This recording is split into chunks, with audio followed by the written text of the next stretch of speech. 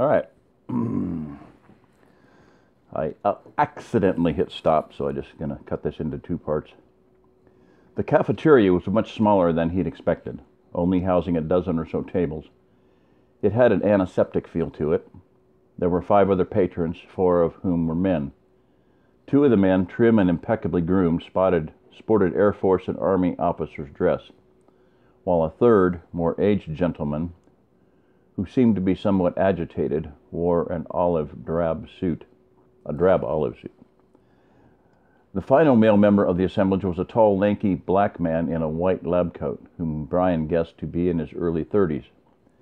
The man's high cheekbones held up a pair of dark horn-rimmed glasses, and his large, smiling mouth, set with perfect white teeth, drew his immediate attention. The man waved his long arms in exaggerated gestures as he talked, but no one at his table appeared very interested.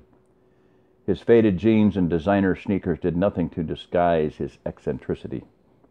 The woman, smartly attired in stylish light gray pleated slacks with a matching jacket, was also African American, and in the same age range. Her close-cropped hair made her rectangular face appear broader than it actually was, and the fattish, dark glasses through which she peered with amusement at the animated black man gave her what Brian guessed was an intensely sassy look. None of them paid Brian the slightest attention. At about the same time that the men across the room arose from their table, leaving the lone woman to finish her breakfast, Brian went back to the buffet. The military brass and the suited man filed out past him silently with nary a glance, but the fourth stopped as soon as he reached the place where Brian stood. "Well, Dr. Scott," he said, extending his hand eagerly, "glad to see you're finally up and around." Brian set his tray down and shook the man's hand firmly. He tried to snatch a glance at the ID badge on the man's white coat. "Glad to meet you too, Dr. Malcolm Bradley. No relation to Milton or Omar, of course. Wrong color." "No kidding," Brian remarked with a grin. "Guess you're wondering how I know who you are," he continued, anticipating the question. "I'll tell you while you finish your breakfast. Go ahead, sit down and finish. I don't intend to make either of us late." "Colonel Ferguson is fanatical about punctuality," Brian obliged. "I discerned your identity by simple deduction, actually," Malcolm continued cheerfully, as Brian put ketchup on his hash browns. "The team got permission from Dr. Banstra to have a late-night meeting over some snacks 2 nights ago. Boy, was that interesting. It's too bad you weren't there." "So what did I miss?" "Let's just say some people are less than thrilled to be here. You'll know what I mean when we get together this morning. I don't imagine attitudes have changed over the course of only another day. Anyway, I already know the other scientists in the group. They've been here 10 months. 10 months? It only seems like years. I've been here about a month myself." "Great," Brian sighed, suddenly a bit depressed.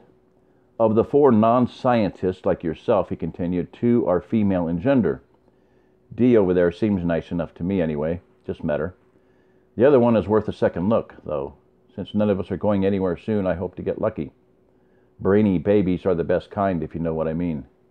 I'm sure I don't have the benefit of your experience." Brian salted his eggs.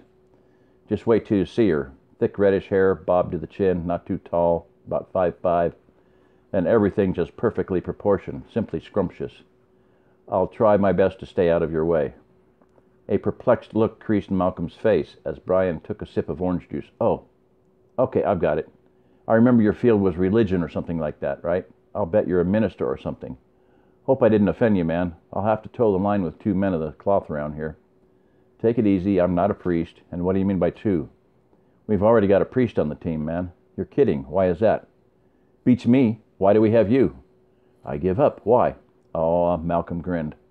"I have no idea why I'm here, if you really want to know. Now I have a question for you." "Shoot." "You had breakfast with those men this morning. Are they your friends?"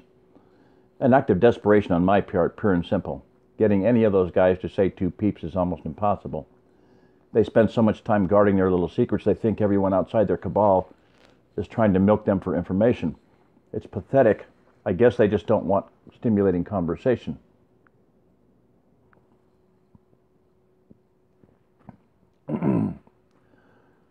"I guess they just don't want stimulating conversation. I find that really hard to believe." Malcolm smiled understandingly. I really don't usually just blather on like this. Bummer. I was kind of hoping you did. Just keep it clean and you can chatter all you want. Thanks, Malcolm looked at his watch. You still have a few minutes. Right, Brian responded as he hurried to finish his meal. Here comes Dee, Malcolm noted dutifully. She's sharp, but watch for her temper. She and the colonel got into it 2 nights ago, and it wasn't pretty. No sooner had Malcolm's comment ended than the woman Brian had noted at the table appeared at his side. She was tall for a woman, a few inches under 6 feet, and was on the chubby side. I see you've met Malcolm, she grinned. Yes, he's been very entertaining. Now you know what Jar Jar Binks evolved into, she quipped, glancing over at the butt of her joke. Brian laughed heartily. Deidre Harper, she said, extending her hand. Brian Scott, he answered, shaking her hand. The trays go over there, she informed him, looking at her watch. Right. I've heard about Colonel, what's his name? What was his name? Ferguson. Charming man, she said with transparent disdain. So do either of you know what this special project is about? Brian asked as he stood up and pushed in his chair. I don't. And other than the fact that we're somewhere in the southwestern United States, Deidre butted in, Malcolm doesn't know squat either, so no matter what he tells you. To the contrary, I know everything, Malcolm said confidently as they started toward the open doorway of the cafeteria. You do? Brian stopped. He was eager to learn if his suspicion was correct. Well, they officially haven't told me anything beyond what they've probably told you, but I've got some of it figured out, I think. I doubt if the group would let them tell anything to anyone, Deidre said. The group? Brian asked, his curiosity piqued. What's that? Not what. Who? They're the ones who are running this operation, Deidre broke in. You'll hear about them, but don't count on ever meeting any of them, Malcolm finished. Nobody knows who they are. Like cockroaches, they'd rather stay out of the light. Chapter 9. The man who fears no truths has nothing to fear from lies. Sir Francis Bacon. The conference was quite a contrast to the austere atmosphere of the rest of the facility, as it had been dubbed by Neil. The walls were undercoated, but pleasantly pasteled in aptly coordinated colors. There were 11 high-backed burgundy leather chairs surrounding a large, polished black marble table. A thick 3-ring binder crammed to capacity was placed at all but 2 of the seats. Brian looked around the room, taking note of the team's membership. Several of the team members were dispersed about the room, engaged in hushed conversations among themselves. One of Malcolm's foursome, the Air Force officer, whom Brian now inferred was Colonel Ferguson, stood behind a podium situated at the head of the table. Behind him was a large viewing screen suspended from the ceiling. Malcolm took one of the empty seats, and Brian was headed for one of the remaining chairs when someone grabbed his arm from behind. He turned abruptly, and his gaze fell on the unfamiliar face of a thin, balding, elderly priest. The old cleric was a good bit shorter than his own 6'3" stature, and conveyed the impression of frailty. His eyes brightened in response to Brian's attention. His ebullient smile seemed to stretch the corners of his mouth beyond the tip of his tapered nose.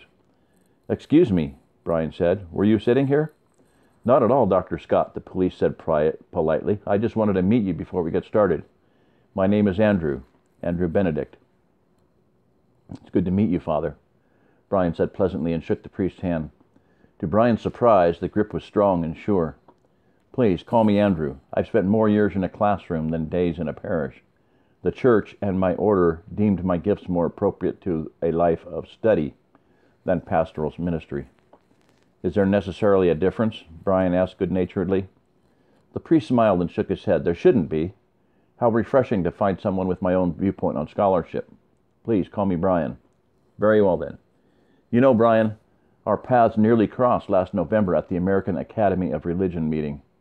I went to hear you read your paper only to discover you'd been scratched from the program. I was quite disappointed. So was I. I couldn't afford the plane fare, so I had to cancel. Unfortunate, but providential. Brian couldn't hide the hint of surprise on his face at the priest's choice of words.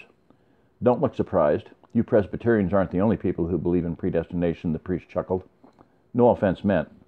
None taken. I should tell you, the priest said in a lowered voice as he looked past Brian in the direction of the colonel.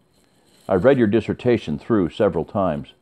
Some of my own academic training is in the area of Semitics as well. A brilliant piece of work, really. Thanks. You're one of the few who's taken an interest. The microform service hasn't exactly had a run on them. It's not unusual, the priest shrugged. Well, it's to be expected. There isn't much scholarly interest in my perspective. I had no idea anyone was even paying attention. Someone is always paying attention, Brian, Father Benedict replied with cryptic smile. You would do well to remember that.